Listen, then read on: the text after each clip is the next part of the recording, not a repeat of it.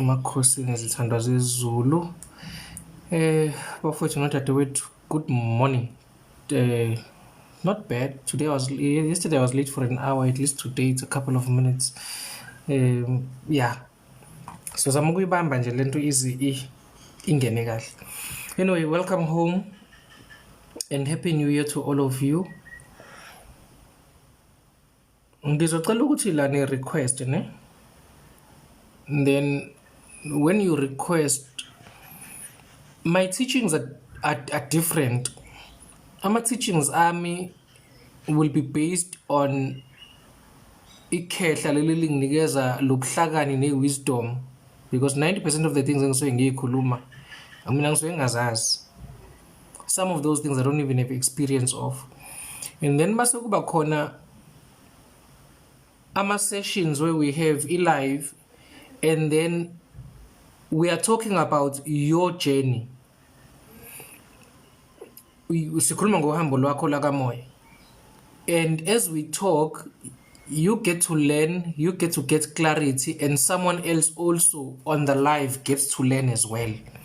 So it's beneficial for yourself, because manje ke isikhuluma direct to you, and omunye umuntu who can relate or resonate with what you are going through naye futhi useyafunda ukuthi okay kuhamba kanje. That is more powerful, because it actually means ukuthi I can with confidence say actually there's someone who got clarity about their journey today. Indlela yakhe yakamoya ithe ucaca kancane namhlanje. Uyabona? And I'm sure of that.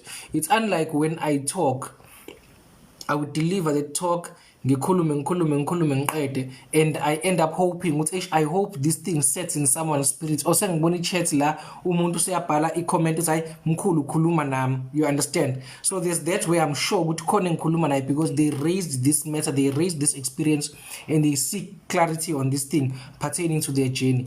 And then it's different from when I'm just talking and I'm talking and I'm talking and I'm talking. And iy'nkulumo zami ney'mfundiso zami, they'll always be standard. Khona la kuzoshintsha khona from here to there. Let me make an example. In 2022 and 2023, I used to say, even Lago Live, I used to say, hi, you must wear white, you must not wear black, and because black is associated with darkness and black is associated with evil and stuff like that. Little did I know ukuthi ngizothi ngihamba ngendlela yami yakamoya and end up being given black to wear. A lot of people actually do not know that for the first 6 months of 2024 I was wearing black, nothing but black. Being given clear ukuthi okay, even the beads were black and white, everything injitile black and white, and I didn't understand. I was like confused. Hey, thina lana ku live bese ke bame ukuthi khona umuntu ozohlolelwa la bamefaka into emnyama nje kukhuzwa ibhadi kuthiwe hey hamba ushintsha leyo nto leyo, only to find ukuthi black is a very powerful color, and it represents something which is very, very powerful. It confirms you as a healer. Specifically, it confirms you as a healer. Ihamba namanye amakhosi. Kube khona ezinye ilwane ezizofika kuwena sasebukhosini which are black in color, meaning that it might be a black python, it might be a black panther, inhlwathi emnyama noma ingwe emnyama, and kufike izalukwazi namakhehla kuwena wearing black, and then they tell you who they are and what they are about and how are you linked to them, and then they teach you about amandla abo abanawo abakuphathele wona wena as isiphiwo sakho, you know. Then now one has got a responsibility now to come back to say, hey guys, I was wrong, ngiyaxolisa, hey lento ngangiyifundisa leya. In fact, before there's every other color, there's black first before this.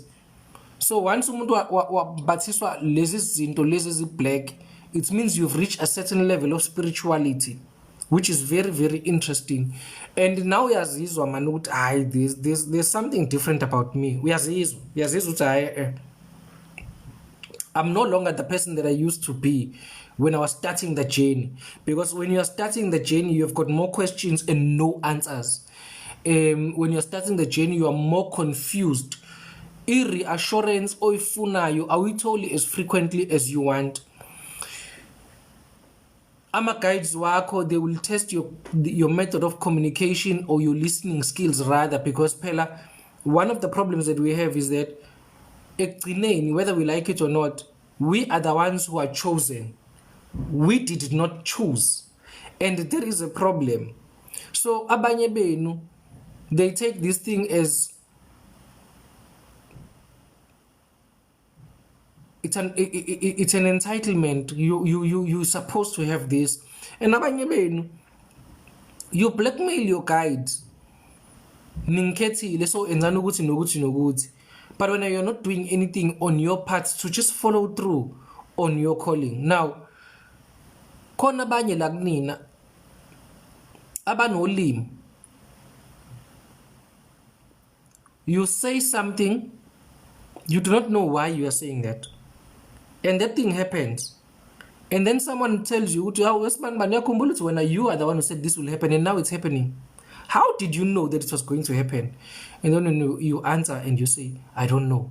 Of which honestly, you don't know. Abanye benu will have dreams. You go and you tell people, and that happens. These are all the small gifts which you, I'm sorry to use the word small, the bits and pieces of signs of you being gifted. You see someone and then something says this is a good person. You see someone and something says this is not a good person, stay away from this person. All these communications, they are not by mistake. Now you are dreaming and you've come to a point where you no longer dream. Why? Because initially you are dreaming about water, whether it's rain or the ocean or the river or the waterfall. Zonke lezi zinto lezo yiphuphayo eqonene namanzi. Abanye benu baphupha intaba, abanye benu baphupha ihlane. And you guys did not comply, you didn't follow through, you didn't do those things. Lezo zinto lezo zibalulekile. There's nothing that I'm going to overemphasize like you showing up for your guides this year. This year, I want you to show up for your guides, because that marriage that you're thinking you are not going to get, you are going to get it as soon as you show up. That job that you think you're not going to get, you are going to get it. Or you've got a job now, but it's part-time and it's not permanent. That permanent job, you're going to get it as soon as you take seriously your journey. One of the things that I've actually mastered in this spiritual journey is everything becomes effortless if when you submit yourself, and you just submit yourself. Just submit yourself. You will worry less once you do the part of submitting. You will worry less, I assure you. Because your guys are going to show you, okay, what we provided. You are worried about this, and Tina, we navigated around that situation. So it means when, in principle, you are a person who's supposed to be relaxed and saying, guys, I trust you. I'm trusting you to do things for me. Nothing more, nothing less. You've done it before, you can do it again. So do it.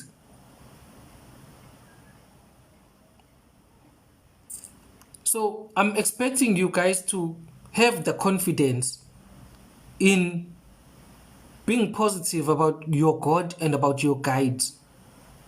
Because ezinye izinto ezinilimazayo, ngisazonibingelela, ezinye izinto ezinilimazayo is this thing of you lacking faith. Yo guys, niyahlupa, you lack faith. It's not funny. You lack faith. It is not funny. Uzawuthandaza manje and then ask yourself, I wonder if God is going to answer my prayer. What kind of mentality is that? What kind of attitude is that? It's wrong. You are not supposed to pray in the first place if when you think God is not going to answer your prayer. Now ingelosi yakho yahamba iyobikela uNkulunkulu wakho lapha uthi umntana lana ucela ukuthi nokuthi, and then God is saying, but is that person really does that person have faith ukuthi ngizomnikeza leyo? It's no man. uthe eqeda ukuthandaza wase wazibuza yena ukuthi ngabe wena uzophendula yini umkhuleko or not. You are nullifying your own prayer.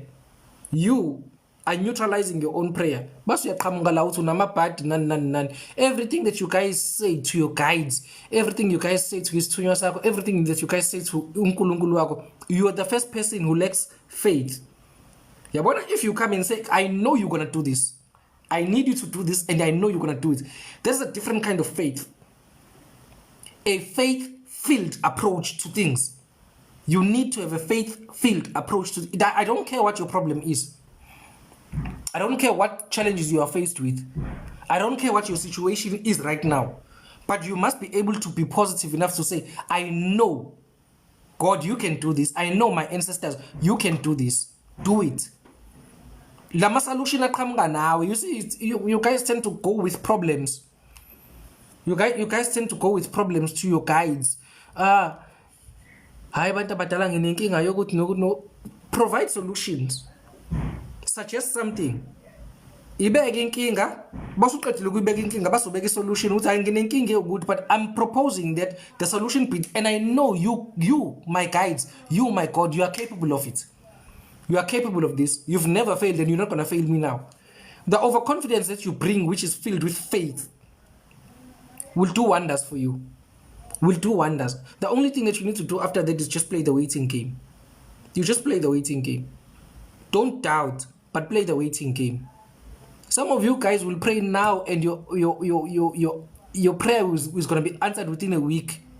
It's based on your mentality. It's based on your faith. So don't bother there ulokhu ushisa impepho lapha yana ukukhanyisa amakhandlela ukufaka amanzi abanye bethi bafaka ama coins and bema snuff on something that you are doubting. What is that called? You are doubting. So why are you going there? Why show up if you are not positive? So first it's the mentality which influences the faith. The faith is going to make you make decisions which are faith-based. So izinto zakho uyinqoba first in the spiritual realm, then they come to be in the physical realm. But now if kuguti when your mentality is that one which is doubting these things in the spiritual realm, then what are you doing? How is it that other people, you are watching other people, you are observing other people, you are witnessing other people, izinto zabo ziyahlangana, but they are also gifted just like you are gifted? So ikuphi inkinga yakho? That is what I need you. That's, guys, you change with the mindset first. First is the mindset. Let me just make a typical example of the mind and the faith. Yes, abanye benu, you go to the doctor, a medical doctor, a general practitioner, uyagula, you are sick. Mawufika lapha kudokotela, udokotela injects you. Uyakujova. Uma ngabe sekujova, immediately when you feel better, after that thing, so esethena kuvolo la ubamba la cindezela, press there where you are being injected. When you walk out of that consultation room, usuyaphila. Ususebenzile umjovo. Usumane waphuthuma nje umjovo wasebenza. No. But because your mind has told yourself uthi manje sengifike kadokotela, so therefore ngizoba right. And when you saw yourself receiving that injection, now your mind is telling yourself ukuthi hayi ngoba sengijoviwe ngishap, and your body then responds to that. It was your faith first which went ahead of you before even the injection began to work in the body entirely. Phuma usuhamba nje hayi usu right. Usuzwa le nto encinzayo la kade ufake khona umjovo kuphela. It is your faith which is then changing and making even your body respond in a particular way, because you told yourself, I'm going to get better. The mind told the body, you know what, I'm going to be better, and the faith was there. The faith was intact. Now if you have the same mentality when you are approaching your spiritual life, you are going to see things that are happening in your life and see nasizokubuka sithi lo uthwele lo. It cannot be. We will argue with you. Why? Because you are so confident and you are so certain ukuthi wena awuyena umntwana olahlwe ama guides wakhe, wena umntwana ohamba nama guides wakhe, so therefore they hear you all the time and they want what's best for you. So that's which you request now. You request it knowing very well. Yingakho, even the Christians, you see, the only problem that I would have with Christians is that they'll say, before we ask, and that's biblical. Because before you say it, you are already answered. But the part that's missing is that you have to say it in faith. If you say it and you don't believe it, it's not going to happen. That is why we've got so many people who are spiritual but poor. We've got many people who are religious but poor. We've got many people who are spiritual but poor. Yini lento edala ukuthi uhlupheke? Kodwa wena unama shares in the spiritual realm. You're a chosen child. It's because wena, your faith, hi man, it's inconsistent. Your faith is very economical. Iyehla inyuke, iyehla kakhulu inyuke kancane. That's the problem. But the day you become desperate about your life and you say something about your life and you are determined about your life, that thing happens. I want you to think of a moment where you are not working and you told yourself, you know what, this year I'm gonna get a job. This year and you didn't even know what to apply. This year I'm gonna get this opportunity. You told yourself. You are that arrogance, that confidence, that arrogance, that certainty on you. And your faith responded to that because when you are sure. So abanye beni problem la yekho ukuthi you first want to be desperate, then you test your faith. You must first be faced with a desperate situation, then once you are cornered, then you fight back spiritually, and then izinto basaziyaqala ziyenze. So the problem was you in the first place. Your faith was not intact in the first place. And that's what I'm saying, you need to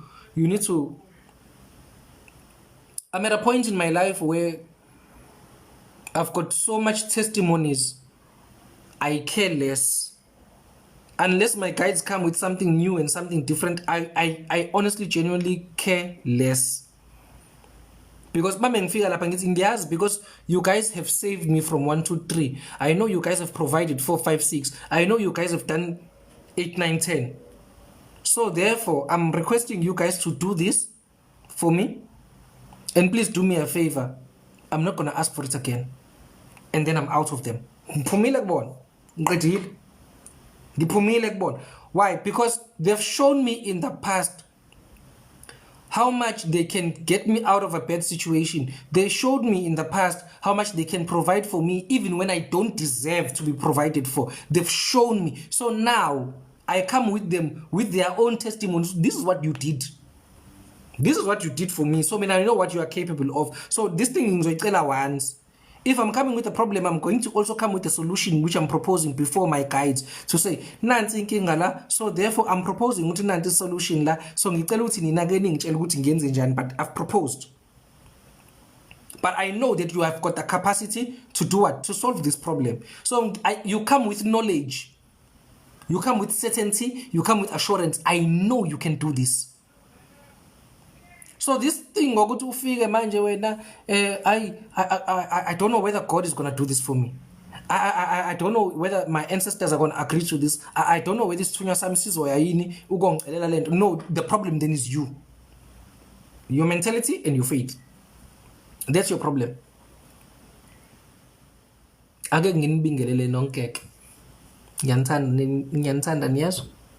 I'm back. We're going to start at 10 a.m. every day for the next 2 weeks. Then after that, we move to 12. And then we push. I'm just testing the waters. So I'm private consultations wami. And then sifundisane. My job is simple, guys. My job is simple. Mine is to help the spiritually gifted people ukuthi they discover who they are. Bakhule ngokomoya. So for me, if I do that well, it means tomorrow we're going to have more business people who are spiritually gifted. And that business person uzoke fikele umuntu ohluphekile base yamsiza amlekelele like you just see a person and you feel this person does not have food. You don't give them money, you put them in the car, you put them in the shop, you buy groceries from them, you pay. Base beyahamba. There is a spiritually gifted business person. Yabo? You understand? Kube khona more healers who are being produced from this. More leaders who are spiritually gifted who are produced from this. So that's my job. That is why we've got a mentorship program. That is why we've got consultations. That is why we heal. But on my part, I only heal people with water. Okay. Angazi-ke nentaba because sekuvuleka intaba manje lapha yaKathango. There is a mountain there, a very mysterious, serious mountain.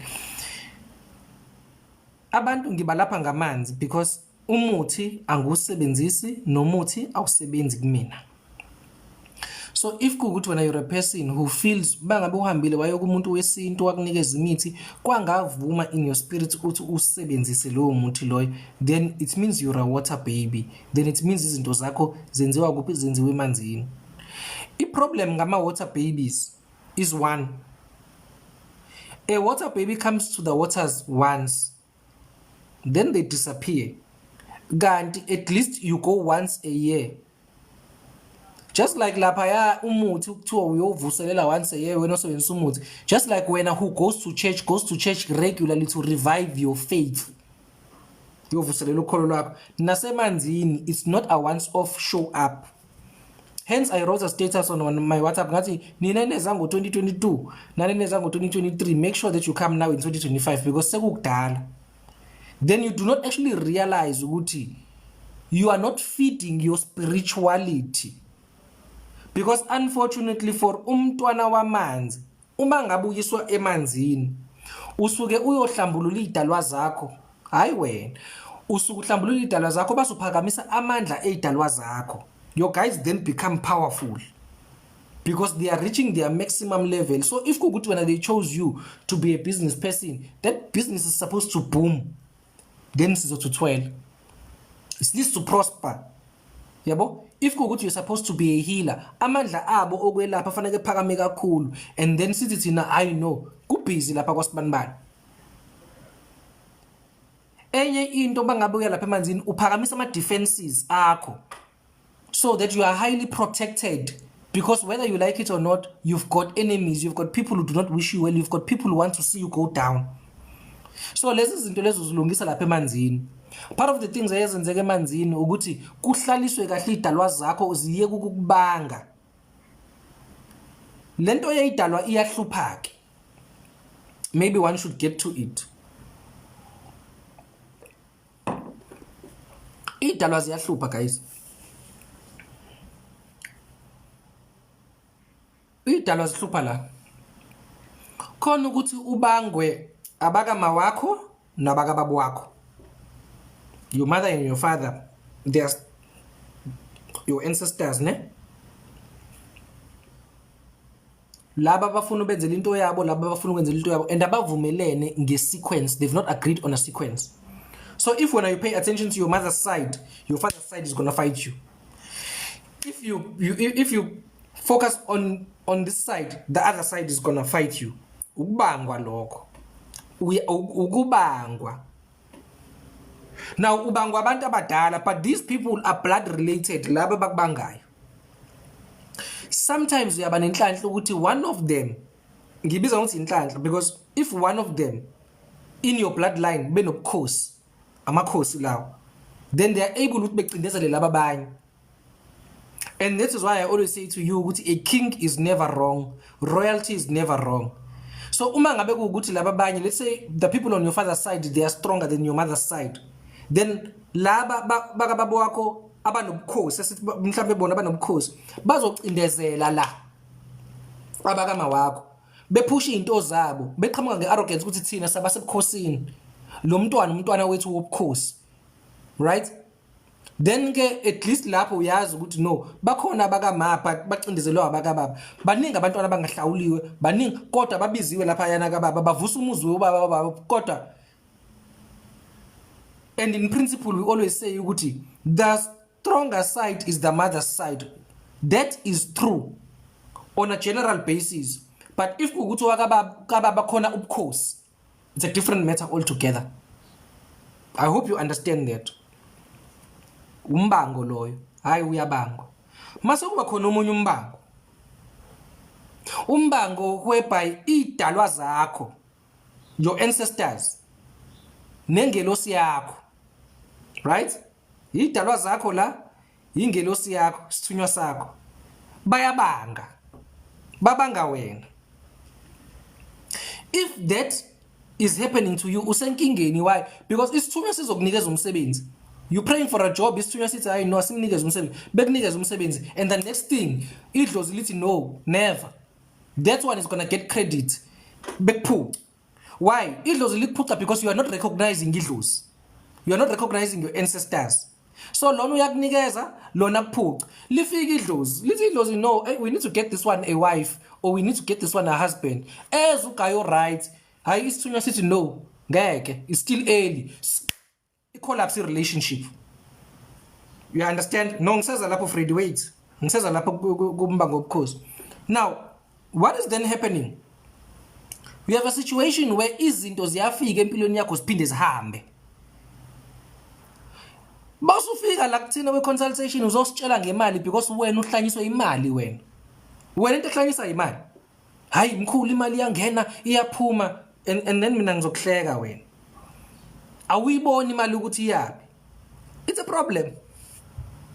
Uyabangwa. So fanele ukuthi ubahlalise kahle so that they sit down and then they become one and then they speak the same language. And when they speak the same language, it means they will be in agreement ukuthi hayi umntwana wethu sicela aqale ngokuthi base elandela ngokuthi base elandela ngokuthi. Uma ngabe umntwana wakamoya who is on a spiritual journey, isithunywa sizocela mhlawumbe ukuthi sona siqala wenza izinto zazo because vele bas blindside kanjalo ucathi hayi unesithunywa kuphela base qhamuka laba abanye. Next thing wena usubona amabhayi, usunikezwa amabhayi, next thing sekubuhlalu, next thing sekugood, next thing usuhamba intaba, next thing usuhamba imigede, next thing usuha you get it. So iba kanjalo. Once they are aligned, then there's no fight. Once they are aligned, the fight is you against them. Because bona bazobe sebevumelene, bazovumelana ngonkosikazi, bazovumelana ngomkhwenyana if kuukuthi yabo bafuna umshado, they'll be in agreement. Bazovumelana ngendawo kufanele uhlale kuyona, and then you begin abanye benu la, you are here, you are seated here. From 2021 you are seated here, but you are dreaming of some piece of land. You don't even know where it is because you're not asking them to show you where that land is. It's your land, it's their land, they want you to have that land. You understand? I problem manje uwena. Nanko kumbango between idlozi nani nesithunywa. So now you need to understand from ukubangwa abakubuka ma nabakubuka baba, and then ukubangwa kobizo besithunywa nedalwa. Right? It's a problem. Then basokuba khona umbango engobiza ngokuthi umbango wamakhosi. Yo, that thing is not nice, nkosi yami. Yo, that thing is painful. That thing is painful, guys. Uyabona umuntu onobukhosi begazi, ngeke ngithi mina ungcono. Uma ngabe kubukhosi bakamani nobaka baba begazi, kungcono lokho. Because nabo once we align them, then it's gonna be fine.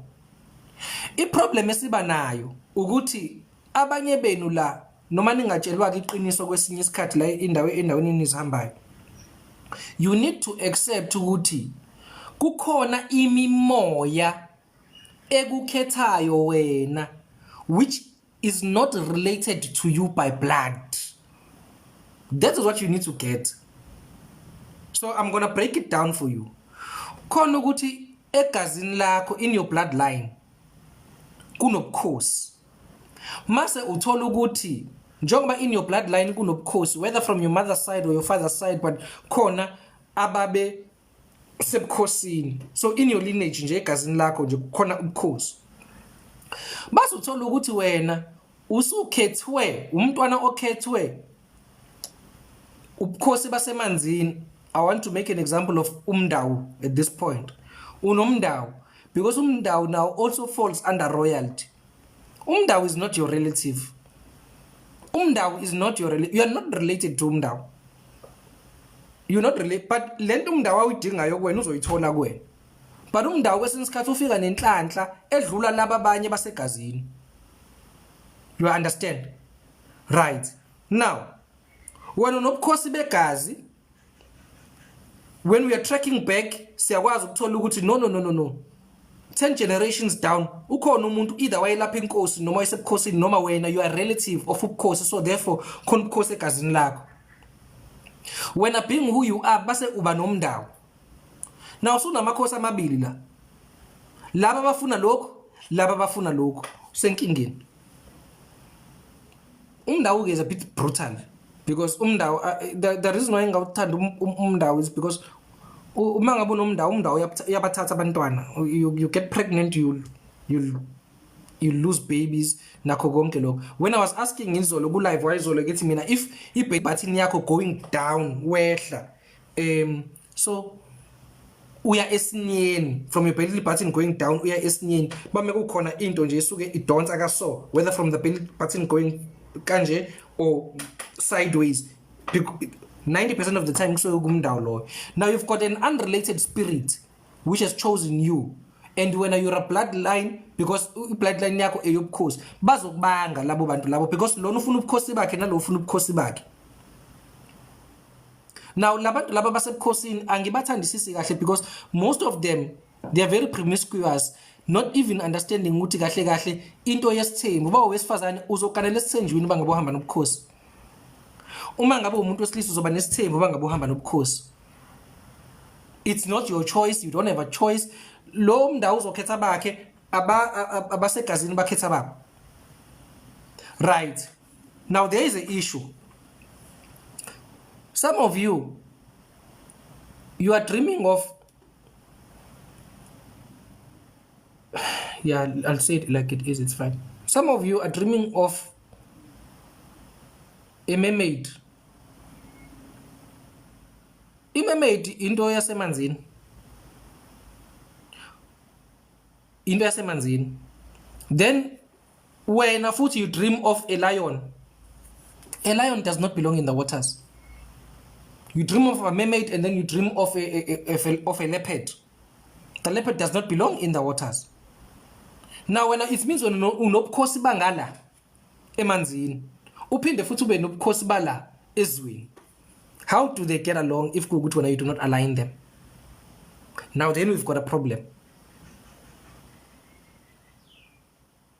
So uma ngabe unombango wamakhosi, now lamakhosi lawa fanele ukuthi ahlaliswe kahle because they need to negotiate your path moving forward, because laba umoya lo umndau, umoya wasemanzini, umoya lo wasemanzini is demanding certain things from you and most probably uzokugulisa.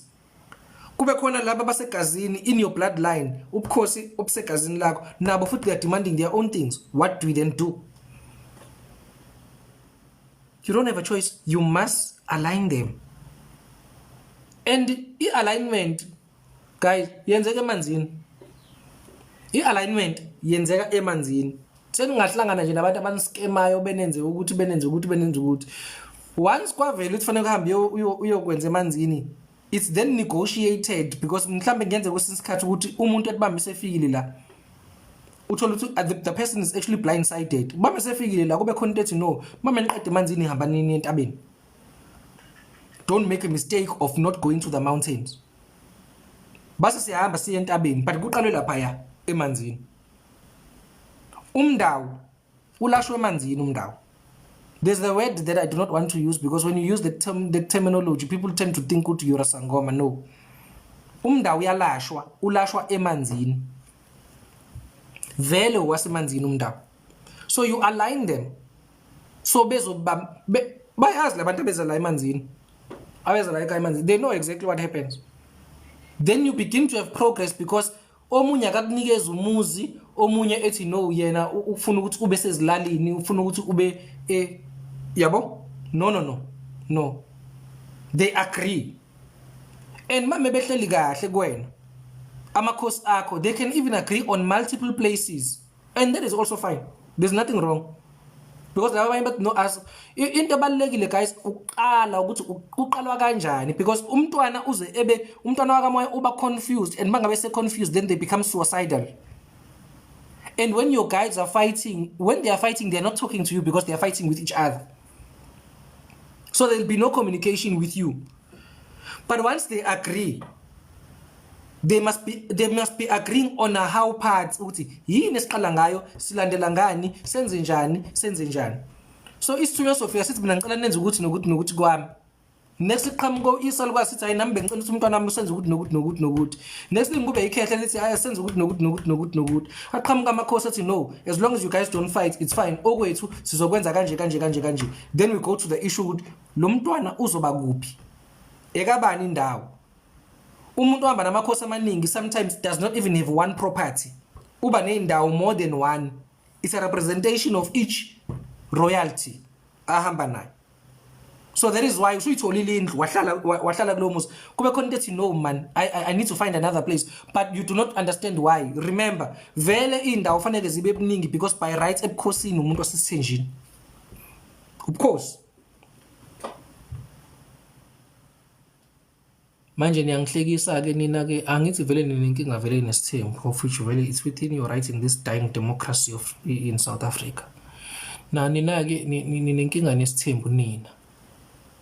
Kodwa the people that are leading you bonke baseyithenjini.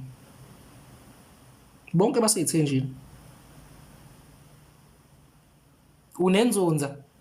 Unenzonza. Inkunzi malanga ke you are definitely going to be esithenjini. You are definitely going to have many properties. You are definitely going to be business minded. Vele you're going to be a leader. You see the problem umehluko amakhosi. You are a leader whether you want to lead or not.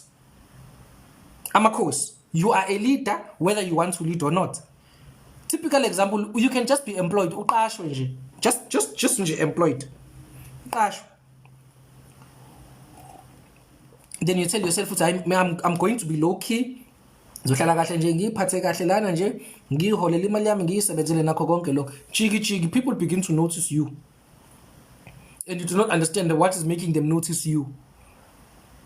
Chiki abaphathi sebefuna ukuthi bekhulume nawe. Abaphathi chiki sebefuna advice yakho. They want to hear your opinion on matters. Chiki indirect sekuwena manje ophethe kodwa wena awuhola imali yomphathi kodwa wena uphethe umphathi. Labantu labo sebenza nabo chiki now they hate you because manje usuyi favorite kamphathi. Mohamba namakhosi you lead. You just lead. Wahamba endaweni abantu bazokhala because kade ufike namakhosi wakho basuhambile things are going to be different. Wangena la emcimbini la isho lezi indawo lezi senihamba ama lounge nina indawo zokumnandi all of that nonsense. Wangena people are going to notice you. The minute you step in people are going to be curious about you. Of course lo. Because sekungena inkosi manje. Ubona uthi no there are so many eyes people are discussing me. Ungangena endaweni umenyiwe it's someone's party or someone's event people are going to be asking who's that one. We want to know ubani lo yana nkosi yami uqhamukapi. Ufike nobani? Sicela ukukhuluma naye. They don't even know what they want to say to you. Yeah. Of course. So now you need to understand first then yourself. And then the aura and the energy that you move with. Because that energy is very dangerous. That energy is very dangerous. You know, I let me see. Okay, akekho la. Yeah, good. Akekho la kulo life. Nginalo mkhuba lo ukuthi ngithi kuze izikazi lalela ngifuna uye lapha emsebenzini wakho utshela iboss yakho ukuthi ufike uyibuke emehlweni boss yakho. Bazoyitshela ukuthi akuze kusasa emsebenzini. Ungamtsheli isizathu. Bawufika nje lapha just say I'm not coming to work tomorrow. Umbuke ngqo emehlweni. The first time ngithi akayenze leyo nto leyo she was like hayi ene ngeke wara ngisanda kufika eThekwini ngizothiwa ngi-abuse ngikathi mina hey lalela tomorrow you're not going to work so but umtshele namhlanje. And then mangabe embuka kaso amtshela. This one does not even ask, just looks down and say, oh okay, no problem. Are you fine though? Yes, I'm fine, but I'm not coming to work tomorrow. And that's it. Of course lo. Inkinga nina no understand amandla enu. Amandla enu. Khona lento engikhuluma ngayo back in 2023. Ngithi mina there's this thing that spiritually gifted children are doing of locking a person. And I'm gonna raise this thing again because niyamosha nidla niyazidla ingane zabantu, and that thing needs to come to an end. You know, a spiritually gifted child ikibuka umuntu kaso and then decides ukuthi lo kuzoba umuntu wami lo. You deciding wambuka nje and then you just tell yourself this is going to be my person. Suqedile sumlokhile lo muntu lo usewokwakho uzoqala inkosi yami umuntu wenkosi akubone akunotice afune attention yakho Nkosi yami nani ezitshela ukuthi uyena okhetha wena kanti no wena umkhethile and you made a decision. Ubukhosi bakho then it went 100% ahead of you. Ubukhosi bakho who's working on that and that person is thinking they are thinking what they are the ones that chose you. They didn't approach you. You approached them. You looked at them and you made a decision. And your decision was full of faith. It was very clear. Your ancestors, they respond. Amapubesa kashona khona. The problem about locking a person is that even if that person is not meant to be yours, and that is why I say targetment. When umuntu is supposed to be yours, there's something that tells you, or umbone ephupeni noma in the intuition, that person is meant to be your wife or that person is meant to be your husband. Uyabona ke leyo kulokha abantu uganga nje lokho kuhlangene nemfebe ophakathi. You just lock and lapha emva kwalokho it's effortless. Yambuka Josh, this one, my food. Oh, my desserts. That's one. My dessert. You don't even know ukuthi kanjani nini, when and how. And guess what? Yabona ngaye sezokubingelela. Akubuza ukuthi right yini. Base qamba manje ethi uyakufanisa. Akakufanisa ulwabishi. It's because your guides have gone there and now you look familiar. Upushwa ama guides wakho because manje wenze njani? Umlokhile. That thing, you guys, is pure and naso, and you guys actually don't realize what is pure.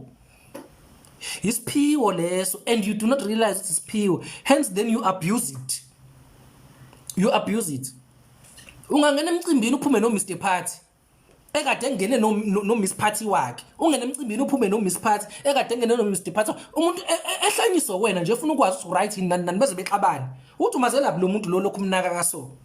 You spiritually gifted people yekani leyo nto le niyathakatha. Yekeni niyathakatha. How?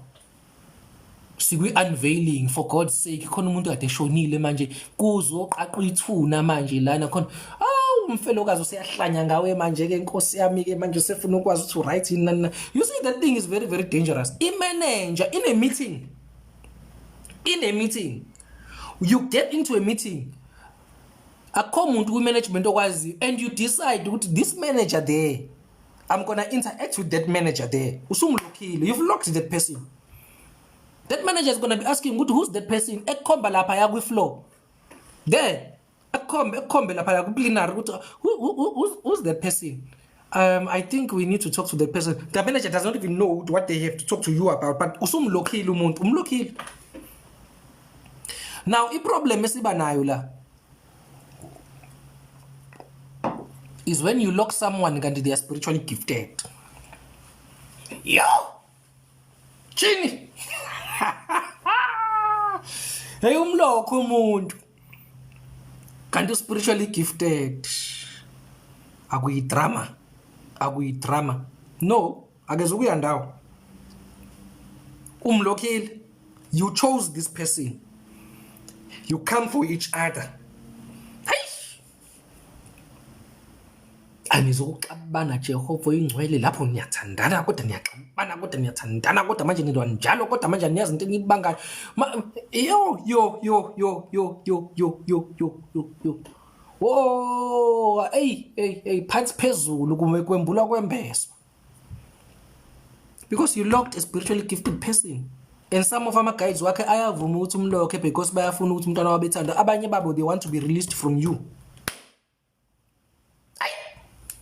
Shayisani ibhasi nesitimela ke lapho because you locked a spiritually gifted person. So before you lock someone whom you find attractive, some of you even lock people abangcolile. Before you lock someone, awumcheck ukuthi unjani lo muntu. Awumcheck because mina I don't mind you locking umuntu okufanele ukuthi ebisithithithi sakho. Kulungile kusungithakathile. Because for me as uThango, ngihleli nawe la, I'm telling you ukuthi when you are spiritually gifted and uhamba namakhosi and you look at someone and then you decide ukuthi this is going to be my person, uyamthakatha lo muntu. Ama guides wakho njengoba ehamba eyomsebenza loya muntu eseqala manje nikeza wena attention nani ithakathment is the result of your decision, and your decision was made spiritually. Uyamthakatha lo muntu. Umthakathile nje. Nabo umthakathile ke mphathe kahle phela. Umlokhile lo muntu. At which point how do you forget ukuthi I'm the one that decided? That's why I question me now when your spiritual discernment. How come you are the one who's forgetting ukuthi I am the one who decided that this person is going to be my person, and then this person decided to come to me? Hayi sibongile ukuphela kothando, ukuphela kothando kuyaqaqeka le yanto vele. Kwaphela nje uthando once you samfuna eduze kwakho lo muntu vele le nto izo unlock. Into ekade imlokhile was your interest and your intention. And then the spiritual realm went to prove themselves relevant to you. Benza kanjalo. Yabo? So, leyo isho onazimasa vele uma ngabe ukuthi ubucabanga ukuthi uyamthanda, ingakho ngithi you must guys first discern between inkanuko, lust, and a pure attraction, because lento yokulokha abantu into eyenzakalayo, you guys do it on the very first time when you are meeting someone, and you guys will always do it for the wrong person. Nina anqeni nina ukuthi nithi nihleli kanje etafuleni uzwe somebody talking about this person uthi hayi right ukanje and then you think lapho lo muntu okuxoxelayo uyasho ukuthi yena uyamfuna loyi. Then when you lock that person, you make a decision about them, and then that person does not pay attention to lo okade khuluma. They pay attention, they are more curious about you. And that is how sometimes you guys actually inherit enemies, and then you come here and lie to us and say angaze ngimenze lutho kodwa akangikhulumisi akasangifuni uyangihleba kanjani. Uyakuhleba phela because wezwa and you knew ukuthi lo muntu une interest kulo ya muntu, but lo ya muntu never paid attention to them. They paid attention to you because when askonto yenzile spiritual, you locked them. That's a problem. A spiritually gifted person does not understand their power. Ubokubone ufuna ukukhuluma ngalabo abaphupha ngenyoka. You dream of snakes. In your dream, the snakes appear. Sometimes the snakes are chasing you. I always ask you, why are you running away? Just stop so that the snake is going to come and do what it's doing to you. I'm talking to people about pupa, leopard, ingweleyo, people who dream of a lion, people who dream of a cheetah. Very few of you will dream of a tiger. One day, about a tiger for South Africans, because of course, but it's different. Some of you that dream of a crocodile. Your west bangabamba ninkanyama. Guys, inzunza iumoya, inzunza it's the spirit. It's not in a particular formation, right? Lezi lwane lezi ngiyibalile ne. You guys must realize something about yourselves when you are angry. You guys must realize something about yourselves when you are angry. When you are angry, something takes over you. And lento leyo bangabe ungayilawuli, it falls under the big five, Musa. Yeah, it falls under the big five. Thanks. lo moya bangabe uzobulala abantu, lo moya uma ngabe wena yabo iqala kamnandi lento, iqala kamnandi ngengxabano nje incane, nixabana nje kancane. Hey, uzwe something kube khona kube sengathi content la kuwena, content. Your eyes are gonna change. The problem is that when you do not see those eyes changing, because you're not looking at yourself in the mirror, your eyes are gonna change. Ulo muntu lo suku unaye kanje uyena obonayo ukuthi yo akaseyedwa lo. And into esuke yenzeka lapho kusuke sekuvela amehlo alento oyiphuphayo. Yingakho umuntu osuke uxabana naye le experience ukuthi sometimes umuntu osuke uxabana naye nifike niphendulane, and once this thing takes over you uthola ukuthi lo muntu akasakwazi ukukubuka emehlweni wena. Bangabethi uthi inhlaba sebheka phansi, and bangabethi inhlaba wabheka once wawabona lamehlo, wayibona lento le emehlweni akho, uzobheka phansi, and then they begin to stop fighting back, stop arguing back. Now the problem, even if this one esehla ngenxa yalento oyibonayo, lento yakho ayifuni ukuhlehla, imane yo hayi imane iphakame kakhulu. You need to learn of an art of making sure ukuthi you control them from taking over your anger. You control it. So once umuntu waqala wehla nawe zama ukuthi phela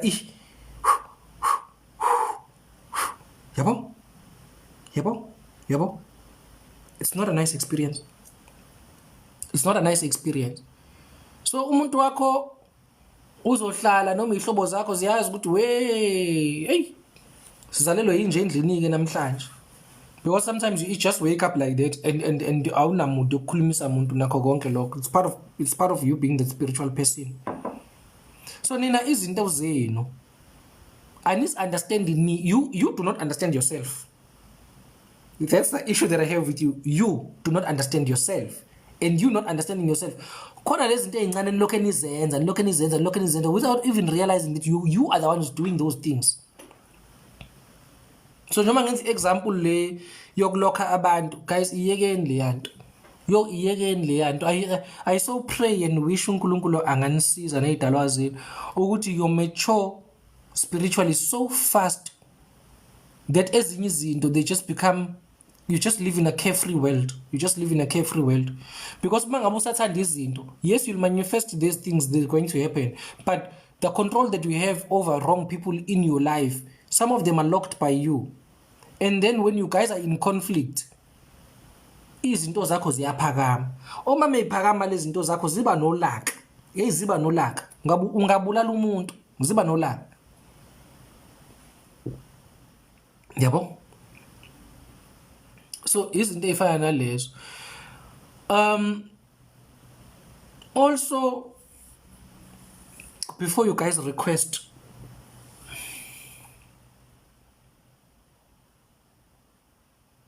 ngicela ukuthi nifunde ukubuza. You need to learn to make an inquiry, seek clarity. I don't like lento yeniyenza. So uphuphileke wena, waphupha ukuthi umuntu wakho uyacheat. Nami I was guilty of that back in the days. Uphuphile wena, waphupha ukuthi umuntu wakho uyacheat. Noma mina ngake ngiphuphe nje. Ngiphupha umama wala ekhaya, leli khaya lengilona. Hayi. Umile uncike emotweni and ukhuluma nomuntu wesilisa.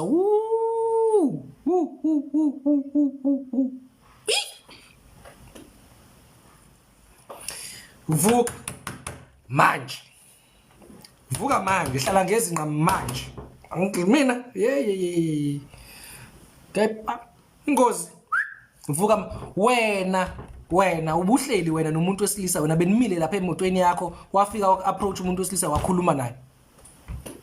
Hayi mina akekho umuntu wesilisa uyangisukela uqaba ngithi na hey my ancestors are not going to lie. Yini oyikhuluma nomuntu wesilisa wena nomunye umuntu wesilisa ukuyini nje oyikhuluma nomuntu wesilisa hayibo angaze ngiyenze leyo nto Thango uyangisukela yara yazafonela uma wema nangu siya ngisukela manje ufuna ukususa umsindo manje na hey kanti hey umuntu abantu uqamba umuntu amanga uqinisile yimini oqamba amanga 2-3 days later afika unkosikazi usedinelwe mina manje ukwatele mina manje athi uyayibona le nto le kade ungivusela yona lapha ya yenzekile ke namhlanje khona umuntu ofikile wathi ucela inamba yami ngamphebeza nje same time nami manje ngirong angithi ngirong uyabona ukuthi ngirong but manje I cannot admit ukuthi ngirong yabo hayi ngaphakathi ngiyajabula ukuthi how lento yenzekile so ama ancestors ami they are not wrong are right kodwa futhi manje I was wrong because manje lo muntu lo sengim-accusile ngento angayenzanga kanti bengiphupha into esazokwenzeka you understand manje kufanele ngiyiqiniseke manje inhliziyo deep down ihappy ukuthi ama guides wami and ihappy futhi ukuthi umphebezile lo yamuntu because manje naye uyamphebeza ngoba uyazi ukuthi lento eyenzakalayo it's what my husband dreamt of so I cannot afford ukuthi lento le actually iqhubeke yenzeke sengizohlala ke mina ya uyabona ukuthi abantu abadala balenza iphutha ngirogi njalo mina uyabona abantu abadala balenza iphutha uyabona bengekho wrong ukuthi ngikuvuse ngixwayise ngalento engase sengiyamxwayisa manje mina wasay ubukhulume wena ubukhuluma nendoda wena khona indoda yakhe ukhuluma nayo buncike emotweni sekufanele ngishintshe manje ulimi manje yabo manje kufanele ngabe ngithi ngiyaxolisa ke nkosikazi ngibhedile and I was wrong for what I did. I woke you up in the middle of a night because I dreamt of you standing next to our car and you are talking to another man. And I woke you up kabuhlungu ngathi chaza ukuthi ubani lona ubethini nani. Uyabona leyo nto le. So now what I learned from that, it was also part of my spiritual journey to say, when we are showing you something, don't be quick to talk about it. First come back to us and ask us what should you do about it. So then I learned, okay, ngaphupha angivali imbobo yophuthu. Yabona imbobo yesitambu iyaqhatha. And if lento leyo usukuyiphuphile waboniswa yona yenzeka in 3-4 weeks or even 6 months, you can imagine ukuthi kuzoloke kuba khona iperception ukuthi your guides are giving you wrong information. So dream and close here and go back to your guides and say ngenze njani ngale information le eninginikeza yona. Manje nina nifike niphuphe manje sengiyazi Thango ukuthi uyacheat. Sengiyazi ukuthi wena khona umuntu osifazane ofaka isikete esibovu nani kanti no mhlawumbe basakukhombisa into engase yenzeke so that they are telling you to navigate around it and try to find a way. You understand? Right. Now I think you've learned a lot for today. I think I've shared my piece for today. I do not know why you are not tapping the screen, and I also don't know why you are not gifting me. And I also don't know why next to the name Siyathango liyanhliziyo liyana pressa ngani liyanhliziyo liya. Ngizocela ke bantu benkosi, those of you who are not following the host, kindly follow me so that you'll see when I'm live. Before the request, I want to give you time at what time so that I don't. Namhlanje khona abantu ngibayisa emanzini, so our live yet is going to be very short. I need to prepare for them spiritually and prepare their accommodation and prepare everything else because they're probably on the way. I just want to check diary yami yakusasa la efonini ukuthi ithini calendar so that I give you time for tomorrow's live. Okay. Friday. Ooh. Okay, we're gonna do this Friday. Tomorrow we're gonna do 10 o'clock, guys. I will do the morning consultations and then 10 o'clock. Now, bakhona bafuna request bezongibingelela ask what they want to ask, fagaza, give witness or testimony of what I've spoken about. Maybe they've experienced some of the things that I've spoken about. Come up quickly. I think I will leave at 12.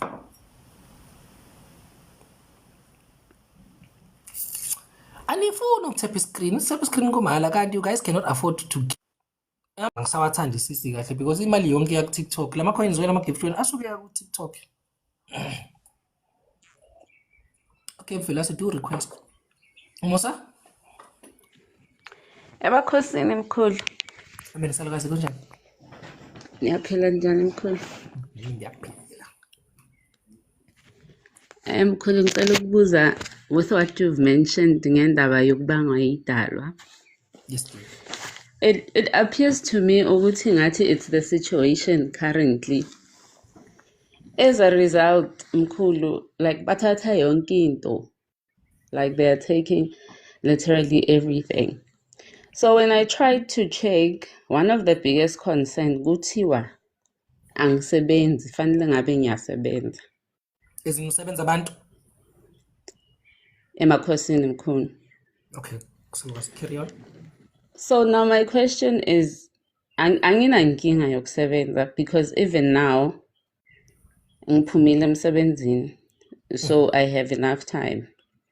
However, I don't have the resources, so angazi ukuthi kumele ngicale phi, kumele ngenzeni.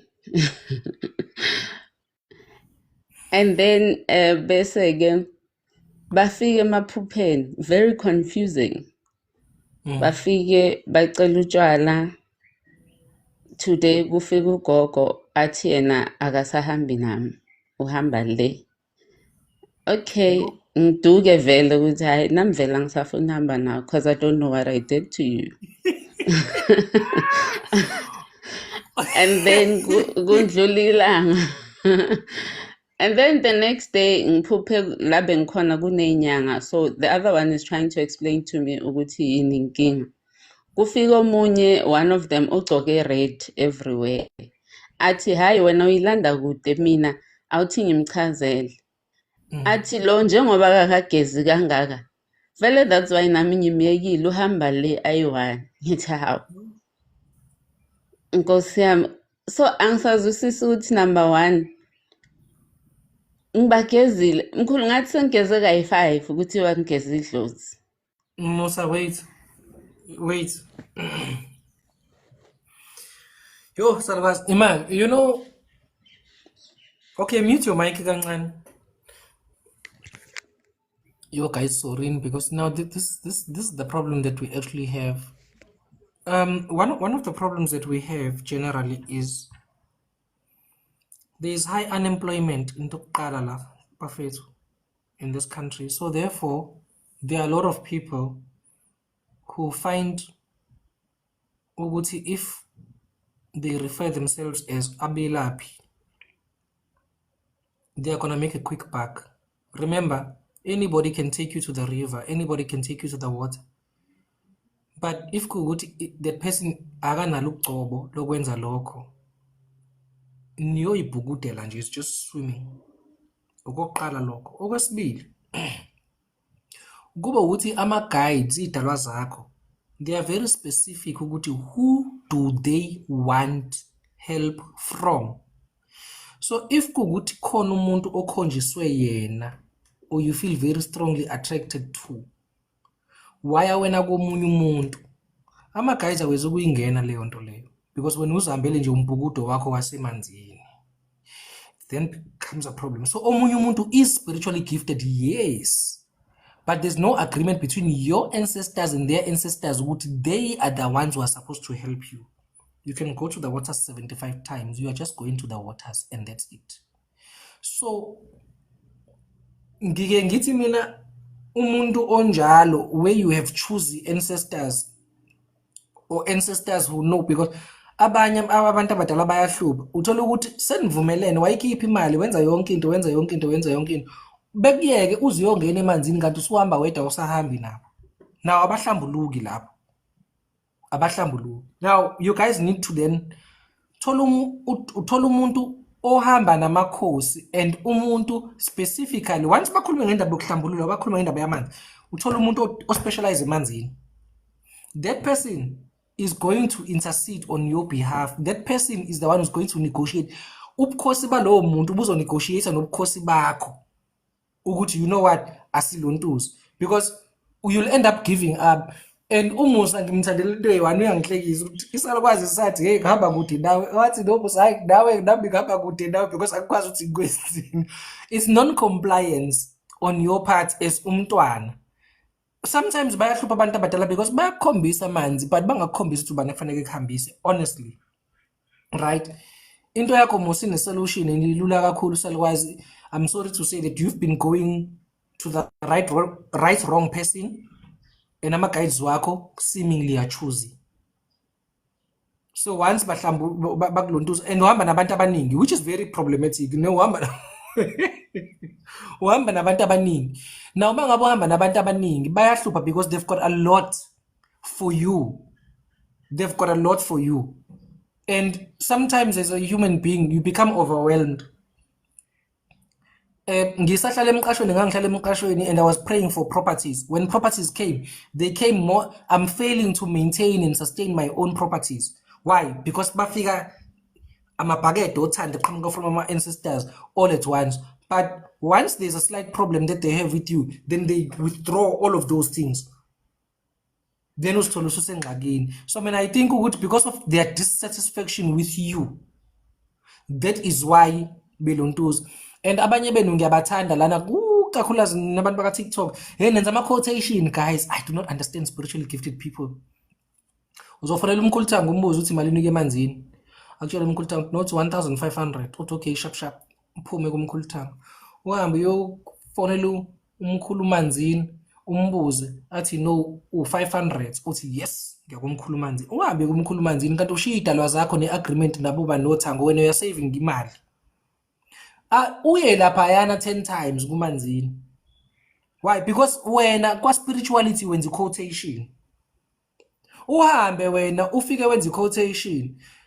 Nangu uMkhuluthango imalini consultation yakho? I-consultation yami iwu400 rand but ngicela ukuthi wenze isikhathi at least ube ne-hour. Ungajahi la 15 minutes into ya 15 minutes angiyifuni. Uma uqeda ukwenza leyo quotation uhambe uye gogo manzini. Ugogo manzini ethi no eyami consultation inkosi yami u150. Ebese wena uhambe wenza consultation lapha ka150. When you are playing the game of quotations, it means you are going to anybody. You are not going to the person that is chosen by your guides. Now uma ngabe umuntu wama quotation, nkosi yami imali yakho iyohlezi phela. Hawu nkosi, imali yakho kuyohlezi because uzofika lapha angayitholi information. Asho ke lokho ku general nkosi yami, imali yaphuma iyangena kwesinye isikhathi uzophethwe ikhanda, kwesinye isikhathi uphethwe yisi. Ama guides wakho they're not giving them access to the information because kukhethwe loya. So manje kukhethwe loya. Yabo? Now it becomes a problem because when umuntu imali yakuyona yakho. Treasurer when imali eyidalwa zakho. So even before you even go to uthango, no matter how cheap or expensive he is, you need to first tell your guys ukuthi ngidinga imali. Yabona once you i-art bantu abadala ngidinga imali kapetrol. Bantu abadala ngidinga imali yokuthi. Bantu abadala ngidinga, they will provide. Ngidinga imali ye-consultation. Bantu abadala ngidinga imali yemanzini. Mina once umuntu wangitshela ukuthi hayi mkhulu ngeke ngiye kuyabiza ukuya emanzini, ngithi mina but njengoba wena utshela mina ukuthi kuyabiza ukuya emanzini, did you talk to your guides? Because mina I trust your guides. Njengoba uthi nje awunayo imali yokuhamba wonke lamanzi lawa esiwahambayo la ekhaya, ukhulumile nezidalwa zakho? Hayi mkhulu cha bengibona ibudget. Your guides don't budget. Your guys don't subscribe themselves to i-budget. Abayazi nje leyo nto ethi i-budget. Wena umntwana fanele kucele bona benze leyo nto leyo. Ungacela manje imali, ngicela ukuya kuMkhuluthango abantu abadala, kuqhamuke nje inkosi yami. Kuqhamuke nje isiyoyoyo sesithotho sacelemba sensizwa sifike sikushela. Hawu mama yazi ngakubona ngikuthanda mama. Hawu ngicela ungiphi nami. Ubone ukuthi ayicha yabo ucelemba ke lo, mina ngeke ngize ucelemba nje, ngeke ngize ngithanda nalento le. Mama eqeda acela inamba yakho umnikeze inamba for some unknown reason. Akutransfer imali. Your guys have given you money. Your guys have literally given you money. They just took some fool, some idiotic fool out there. Bamsebenzi babuthi hayi khona imali ku-account le nansi-ke imali umntana wethu ayicelayo akutransferele umuntu imali. If you live in the spiritual realm, you'll be surprised in the way that imali actually arrives into your account. You'll be shocked. You'll be shocked. You'll be shocked. A business person can just pop up there, come to you and say, well, come on, a business person, it's hey, here's wethango. Khona into ethi angikunikeze le 2000 rand. Ukhanyisa izinto zakhe yena akayazi. Yena ukhanyisa izinto zakhe. Kanti wena ubudinga lo 2000 rand lo ngenxa yokuthi you need to do something. Hayi if futhi nakho izofika ifike idlula imali. Same time because it's not yours. Now mangabe ulahlekelwa izinto salukwazi. Ngicela ukuthi uyisukumele into yabo abantu abadala. But Musa consider a private consultation. Enye into futhi ehluphayo engicela ukuthi ngiyibeke kunina. Kuyahlupha ungakwazi ukudonsa umoya uye kumuntu omncane kunawe spiritually kodwa une experience yeminyaka yena spiritually. So when you don't have experience spiritually but your guides are more powerful than their guides, how do you then expect that person's guides to help your guides when your guides are more powerful than them? I hope iyayenza sense lento engiyishoyo. Because abaningi kunina you go to spiritually young people but umehluko ukuthi this person has been healing uzilaphele ilonda nkosi yami for the past 20 years lo muntu unayo experience yokulapha. Yebo uyakwazi ukuhlola but amandla akho makhulu kuna. That's a problem. Ngiyakaza kusize lo muntu. Yeah. Talk to me Musa. Hayi mkhulu mina angisazi ukuthi ngithini. So wena nogogo Bese hayi gogo akasayingena indaba yami. Ngithi mhlambe ngibuyele kubo fire ngizombona. No, it's not actually gonna And assist. and she's not budging about this time. Ngiyazi ukuthi indlela esengikhale ngayo in most cases umkhulu uyobe sekavalile so kuyasho ukuthi ugogo uthe wo. But they are concerned kakhulu kunayo yonke into ukuthi angisebenzi. I should be working by now. Abantu, And yes. they are not happy with that. But mina angazi nokuthi yeah, I've produced a lot la. I'm very overconfident. Ngizocela siyilungise leyo nto, but you're gonna have to contact me on the side. Siyise kulawo manzi lawo siyenze lento abayifunayo and then okay, but don't come to me if you're not willing ukusiza abantu. I regret the fact that you actually came up to my panel and I'm sure ukuthi uyaqala mhlawumbe ukungena la. So this is a spiritual growth program. So lana sike sibe nesikhathi la sifaka khona abantu kwi-panel behlola abantu online, befunda ukuhlola abantu online and then they get clients. Yabo. So if you are not ready or not willing, you rather don't come to me at all rather than to come to me kanti uzobaleka. Because once I will guarantee you with what you've told me 90% of the time bayophakama siphakathi emanzini abantu bakho. Bayophakama beyikhulumele phakathi emanzini. That's one I'm sure about. So just think about it. But if ungafuni ukubalekela ukusiza ubalekela i-destiny yakho, you rather don't come to me. Nanoma ngabe ngifuna ukubaleka mkhulu akusakhonakali ngoba lo msebenzi ebengibalekela kuwo now awusekho. Yeah. Okay. I think okunye just to protect into yakho okunye siyoxoxa privately salukwazi sami. Emakhosini mkhulu ngiyabonga. Amen salukwazi. Thank you.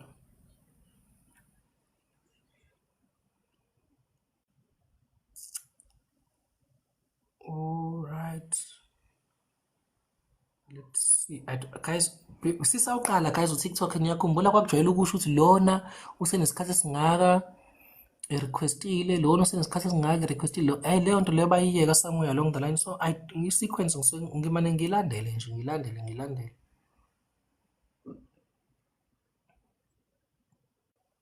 Nox. Lorraine, how are you doing? Good to see you. Oh, Nkosi yami, lo muntu ushawe network. I'm trying to add somebody here, but I think there's a Enhle, I'm trying to add you. I'm not sure if you can hear me. I think unenkinga ya network. So let me try and remove you and then add somebody else quickly. Timbi.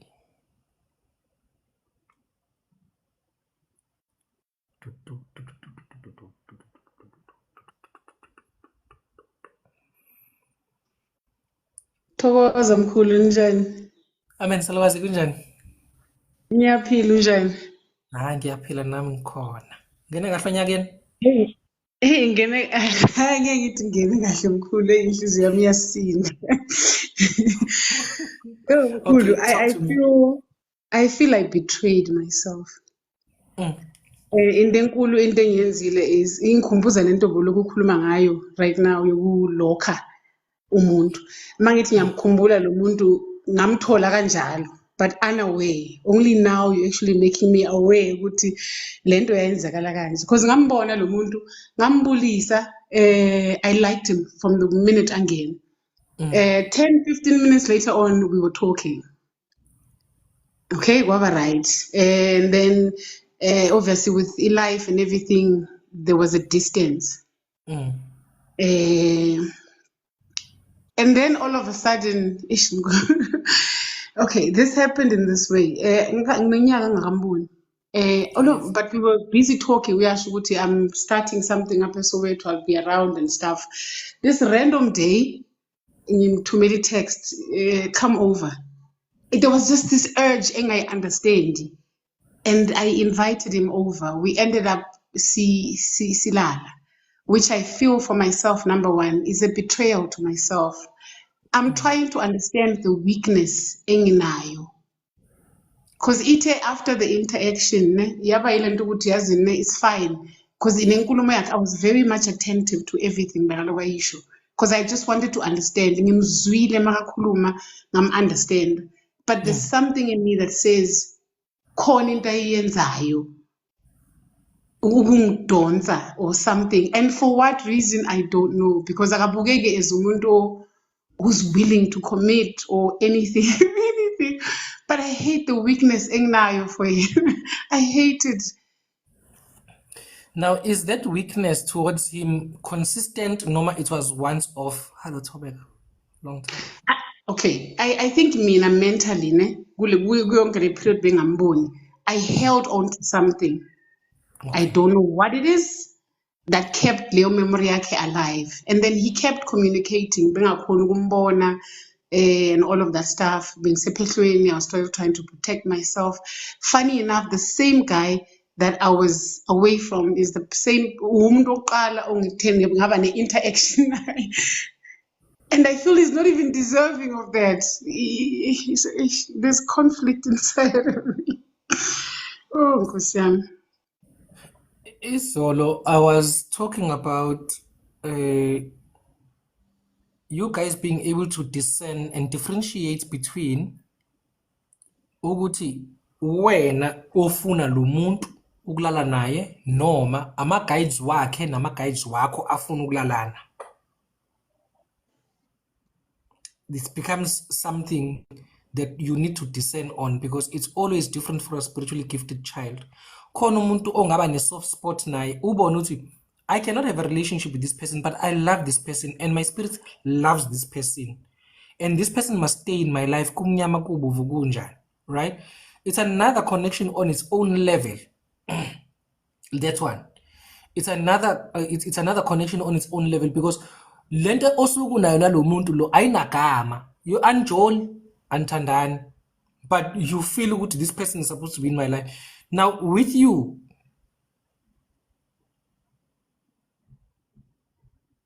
upepe client, oh Nkosi yami, usulutshile client lakho kalokhu ulutshile. Oh Nkosi yami. Because now what happens, ufike walokha wena umuntu kanti vele umuntu ufanele sizwe wena. Yabona? Now sengitshene ke ngoku. But manje problem is that awukakamsizi. And now you need to investigate ukuthi yini lento ekufanele ukuthi uyisize kulo muntu empilweni yakhe. But now usetshekile kalokho. Now, what do we then do because now you become attracted to someone that must heal you. And a healer is going to have a soft spot for someone that they are supposed to heal. Because akufanele ukuthi uma ngabe umelaphi, uma ngabe uhambisa umuntu emanzini and you tell yourself ukuthi ngiyomshiya lo lapha emanzini once ngezwe inyoka nje emlenzeni yami ngiyabale. No, ufa la afa khona. And that person, because you must heal them, ukuthemba ngempilo yakhe yonke, because vele impilo yakhe yonke is relying on you.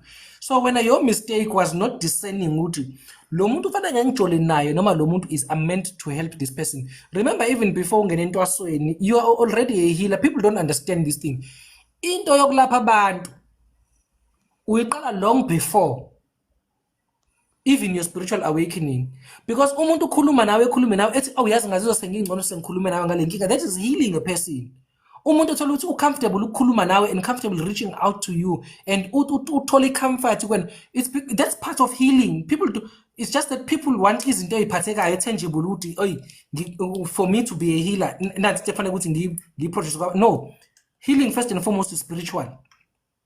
So wena umdlileke ke sana and bamnandi kaloku bamnandi.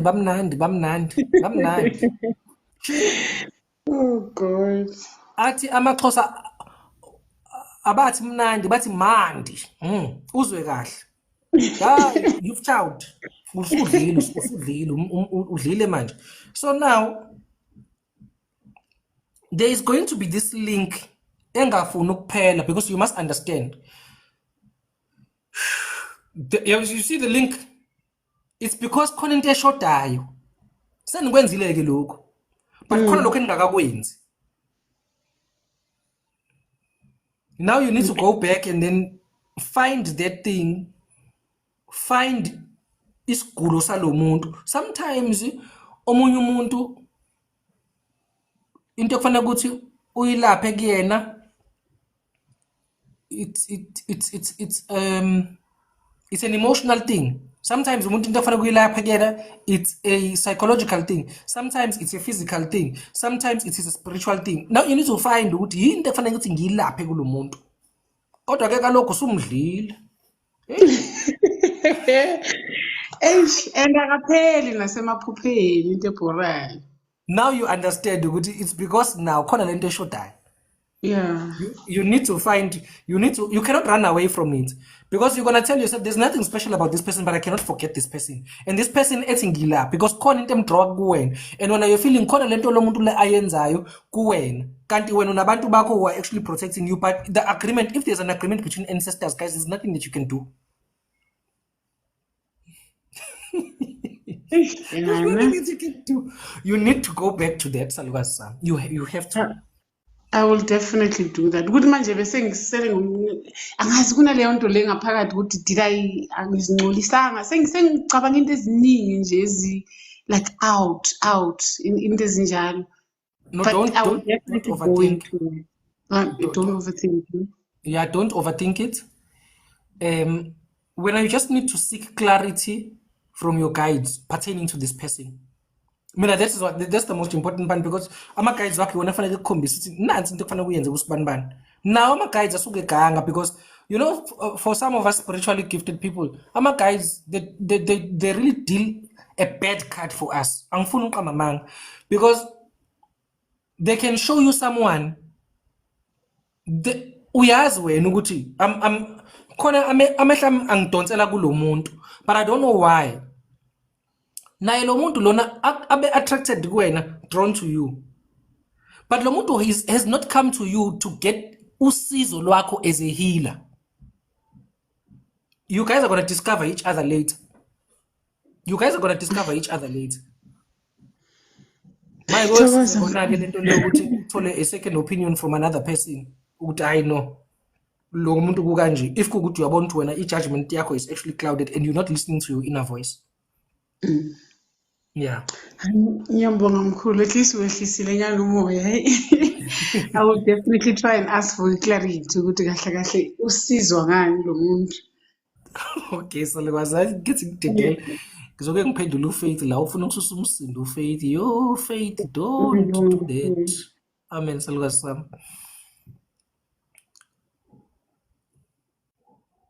Faith,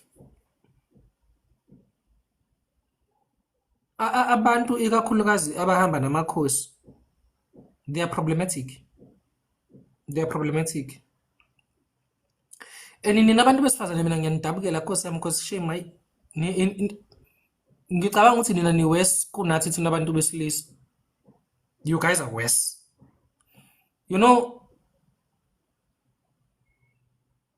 abantu abadala honestly lento ade ngisho izolo ukuthi bayenza lento ukuthi uthola ukuthi loya ubona umuntu and uyayizwa lento emagnetic edala ukuthi nje ube attracted kuyena lento engasile lento ubona ukuthi no man, but this is out of the ordinary. Kanti ingane idalwa zakho nezidalwa zakhe sebe kanje sebe agreed bona sebevumelene bona sekusela ukuthi nina niyenze into physical. They will never give a damn ukuthi unobani nani. They will never give a damn. So that is why wena as an individual ikakhulukazi okhungiwe fanele wenze sure ukuthi if you are spiritually gifted uyakhunga idlozi lomuntu, uyakhungwa lo muntu lo wakho uyalikhunga idlozi lakho. You understand? Because uma ngabe uthandana nomuntu noma ushadile nomuntu une straight sakho nakho konke kodwa idlozi akukaze idlozi lakho wena is spiritually gifted and idlozi lakho alikaze likhungwe. Khuleka lisazobahlaba nje liyamdisregarda lo lisazomhla. Okay, now i problem ufike wena ube umuntu wesifazane and idlozi lakho alilotsholiwe, idlozi lakho alikhungiwe. Hayi bakhululekile phela labo bantu lapho. Hayi bakhululekile. Your ancestors know nothing coming from your partner. Yila uyafeba ke lapho ke. Ngibona lapho uyafeba basuke besantuza nje bebukisa ngoba manje the longer you stay with your partner as a spiritually gifted child khona ma two serious implications akhona. One, when your guides are giving you something wena uyidla nalo muntu lo ongenzi lutho towards your guides are then insulted by you and that boyfriend or girlfriend of yours. I don't know if you understand. I hope ngibeka kahle ngagcina very ngikwazi ukarticulate kahle. So now ama guides wakho azothi lo muntu udla imali yethu esinikeza ingane yethu, lo muntu udla our sweat, our hard labor. It doesn't even if it's your salary, because umsebenzi lo uthole through ama guides wakho. You understand? It's a blessing from your guides. Now wena uyidla nalo, hi baby ngizokulekelela ukhokha rent kule nyanga. Abamba ikhanda abantu abadala, hayibo lengane ithatha imali yethu iyomlekelela ukuthi akhokhe rent. Lo thina ongasenzeli lutho abakhungiwe. Njengoba bengakhungiwe, you guys will always have conflict futhi khona lapho, and ama guides wakho azophuma hamba yokufunela upartner, azophuma. See, umntwana wethu ngathi fanele ehlatshwe lona ke manje. Uyabona lo ngathi right lo kanti wena una information fanele ukukhungwe, fanele ukuthi idlozi lakho lilotsholo. Some wearing their wedding rings kaso idlozi alikazi lilotsholo. They are spiritually gifted, idlozi alikazi likhungwe. Uzophuma lapho kulowo mshado uhambe, uyophuma lapho uphisane ngayo inkomo le, uphisane ngayo ipipiliza yonke into yakho leyo na uzofika uphisane ngayo. But yabona bangabe ukhungiwe idalwa zakho zikhungiwe and bamele lobola vele idlozi, it's fine, but bangabe khungiwe ukuxabana kwenu kuyancipha ngoba ulaka labantu abadala linciphile. Now walobola idlozi, believe me, usuqedile akufebeki akufebeki. Yeah, you can cheat, but it's uncheatable. Why? Because umuntu ngakhuluma naye la ningajola la efonini titi nixoxe nize niplane niplan naye siyobonana sohamba sobhuka nani dololo. It's not gonna happen, don't worry. Wehlisa umoya, it's not gonna happen. Hayi ngiyahalela baby, fanele ukuthi nje senze kahle nani awukhungiwe senze ngiyakuthanda ngempela futhi bangabe umbuka lo muntu ngiyabona yena ngiyamthanda and right yawo lo ngiyamthanda kodwa ngeke kwenzeke ngoba idlozi lilotsholiwe idlozi. It's like, hey, where you going? You can't go there. Phela bangabuka usilobolile thina, so bangabe sizohamba nawe because idalwa zinjani zilotsholiwe. Izona idalwa ezikhuza hayi siyabona ukuthi uyalapha ya futhi njengoba ufuna ukuya lapha ya khetha ukuthi siyaginqa le moto uvuke esibhedlela kodwa ngeke uvuke emapaintini nakwama-under. No, akho trunk lana, akho umuntu nje ozolifaka kuwena namhlanje ubone ukuthi ya abantu abadala fighting for the partner. Upartner lapha akasoli lutho, akasoli nix, akasoli inkosi yami isaram senkosi. Idalwa zakho zimblockile nedalwa zakhe zimblockile, akaboni akasoli, not even suspecting one thing. Right, they are dealing with you. Ama guys, why bakhungiwe balotsholiwe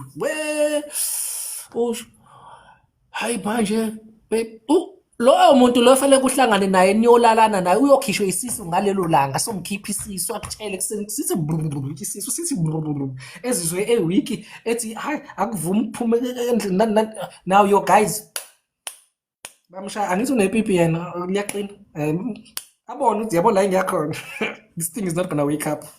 This thing is so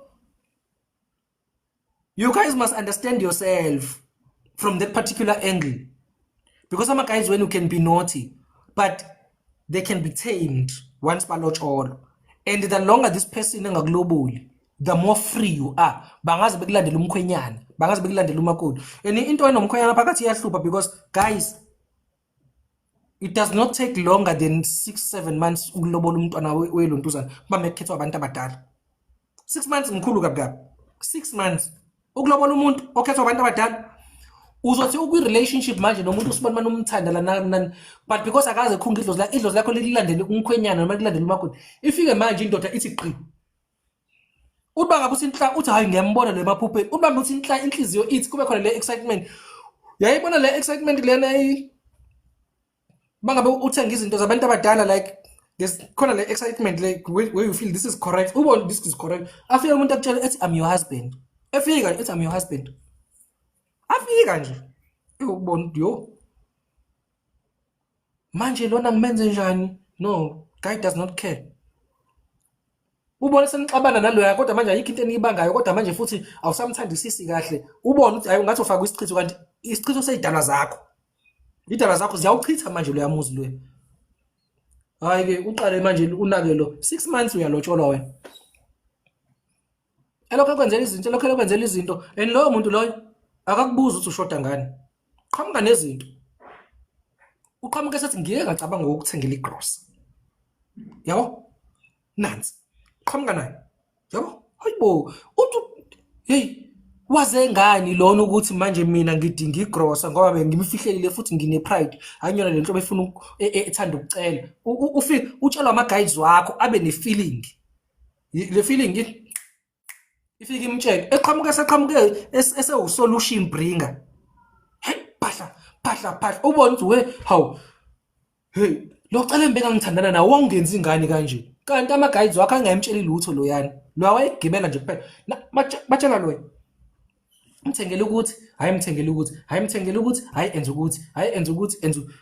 But when you're not realizing loyo muntu lo ama guides wakho amtshela ukuthi aka provide, that thing is provided by your guides. Akusiyena bona amandla akhe, ama guides akho asiza loya ukuthi ezoba umkhwenyana la ekhaya. Yabo? So uqala now the reason why kade ninabantu besifazane nisenkingeni kakhulu is because ninabantu besifazane enihamba namakhehle. Yo guys, niyabathanda abafazi. Niyabathanda abafazi. Niyabathanda abantu besifazane, niyabathanda Nkosi yami, niyabathanda abantu besifazane. Nina abantu besifazane enihamba namakhehla. Niyabathanda abafazi. Hayi. So fanele Jehova siphumulile abantu besifazane. Now ngihamba nawe. Ngibuka icleavage, nawe ubuka icleavage. Wena usiqala kumina, mina ngifuna ukuthi ubone ukuthi ngiyayibuka icleavage base ngibheka le.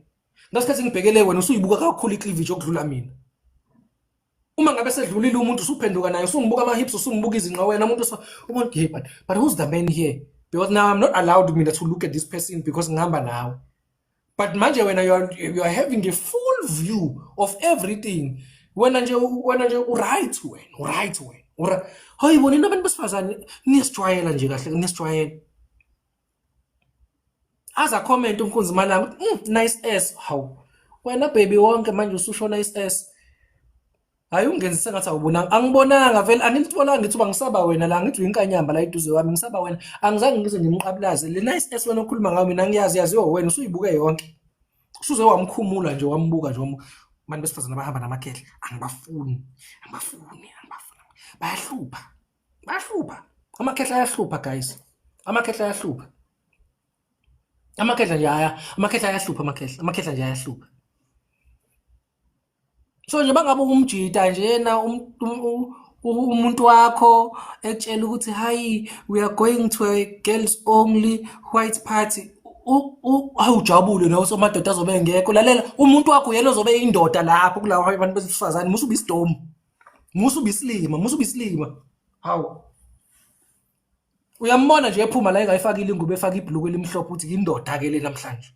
Wena. Jabule uthi hayi umuntu wami uright bafowethu, hayi asosene inyama thina lana siphuza utshwala. Uright uhleli nabantu besifazane. Uyena indoda lapho, she's the man there. Uyabampansa lapho uthi hello baby. Nalo baby akanangile uyampansa la. Zonke lezi zinto wena okade uzisho kuyena lo. Uyena usezisho but usezisho ngokuhlakani manje ebe yitherapy lapha yakwabantu besifazane. Intombazane bekhuluma inkinga zayo, uMandla uyangihlupha nani. Hayi ebembrasha la emhlanje ekhululeka. Hayi we nina ba umuntu wesisa nje manje ethi ngiyahamba girls night only and uyamazi uhamba namakhehla umthetho awuyilapho. Ethi awuyilapho. Yini ngoba ngiyakho abantu besifazane inkinga, you are the danger. Wena nekhehla la umtshele. Wena nekhehla lakho. Ngiyalazi mina ikhehla lakho. Finish. Awuyilapho. Hlala phansi. Sizobukana kanje mengithumene mina nawe. Akho khehla la lihamba liyojola behind my back with my wife. Hlala la. Ngihlalise phansi. Aklinele kokungcono. Ningakhulumisani ngalo langa kodwa akayi lapho uyobe indoda lapho uyobuyela nomfazi lapha yana ungaqondile. Uzobuyela nomfazi. Yomona sengena la. Usicapeni. Ethi hayi this is Monica. She doesn't have a place to sleep, so I thought because we've got extra bedrooms angalala in the guest room. Fusek. Dot. Ulethi intombi manje wena la ekhaya. Ulethi intombi. Sikhululeke lesinema nempandla naso. Hayi kulungile baby. Hi Monica, nice to meet you. I am her husband. No, feel free. Feel at home. Uthi feel at home kwintombi yonkosikazi wakho. Ikhehla manje nithi yini lento le? Lipackagile, upackage ne? Upackage. Ikhehla lipackagile ikhehla lethe stock ikhehla liza nestock kwakho ikhehla. Liza nestock. Urelaxed wena. Urelaxed. Uzobashiye bodwa la kube hlale bebuka imovie bodwa wena uhambe uyolala lapho weslima. Hi guys. Hey. Don't abantu besifazane bayahlupha and banamakhehla and alikho ikhehla elingenayo inkani, and that's the most disturbing thing. Alikho ikhehla elingenayo inkani. Amakhehla nenkani guys. Uyalibeka ulibeka uzusiza ukuthi uthi ikwami la base kuyaqala ke manje futhi bangabe nenkani kakhulu yakutshela ukuthi ayisengamane ngihambe. Amakhehla la ayabheda amakhehla. So I feel bad for abantu besilisa in this day and age. But also futhi nabo futhi I actually don't feel sorry for them. Angithi abanye sebaba ma after 9 abaningi nani. So these women are doing all these things. Balawula amakhehla abo. So yeah. So guys, there was a lot that we actually spoke about today, and it's going for 12 o'clock. So I just need to quickly apologize. Tum, I'll see you tomorrow. Pepelo, Zimu, tomorrow. I'm gonna be here at 10 o'clock, guys. Guys, ngiyanithanda. Thank you for liking me. Angabona ngakakhulu ama-hearts la eduze kwegama la Siyathango. I really need you to be team members. I need you to walk with me this journey. The journey is more beneficial to you than myself. Nginomuntu omdala ofundisayo ngezinto zakamoya, ngibe nomuntu olaphayo, ngibe nomuntu ohlolayo, base ke ngiba nezinto zami ke nje. Ngibe nomuntu wasesontweni kanjalo. That is why these ones they benefit a lot laba basuke beze eSoweto uma ngabe ngikhona lapha yana esontweni. So this year I did say you need to come to the waters. I'm serious about that. Thatha number yami kwi-bio, we go into a consultation, sibona abantu abadala bethini, uze emanzini, ngilapha ngamanzi kuphela. Mina Siyathango angilaphi ngomuthi, ngilapha ngamanzi kuphela. That's what I specialize in. Ngiyawagaranta. I'm even worse than ever before. After December, I'm worse in terms of guaranteeing lawo manzi lawo.